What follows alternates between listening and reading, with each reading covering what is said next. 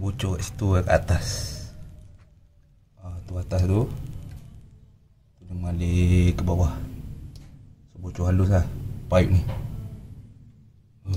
Dengan wiring je macam ni, sambung-sambung. Okay. Tu nampak tu. Tu lagi. Malas cakap. Settle kan ni. Nampak bocor juga pipe ni. Okay.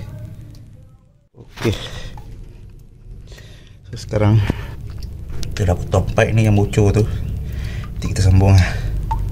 Okay. Nampak tempat sempit kena menerap dekat sini baring. Dengan panas lagi. Okay. Memang kerjanya tinggal nak sambung untuk yang bocor, tapi upah bukan dekat harga barang Kalau kerja-kerja macam ni, harap maklum dan harap faham lah. Okay, tak apa, kita sambung. Okay, so kita dah sambung. Tu nampak tu. Kita dah sambung. Alright, terbaik. Nanti kita test, tengok boleh bocor lagi ke tak. Okay, so dah. So kita dah buka air.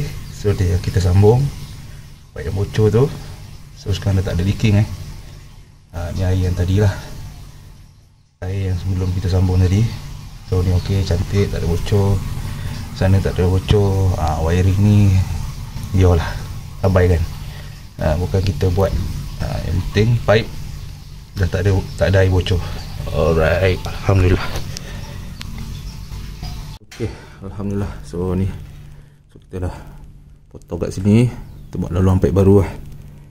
So macam ni baru ok. Dia tak ada pressure sangat.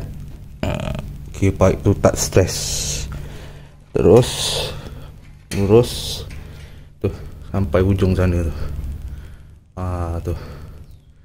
Ok, so kita biarkan dia dulu sehari untuk dia betul-betul grip lah. Dia nyegam ni.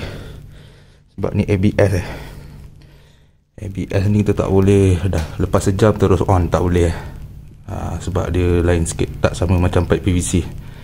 Okay, so ni dia. Nampak dia turun macam tu. Lalu sini, lalu dia terus. Nampak? Okay, straight.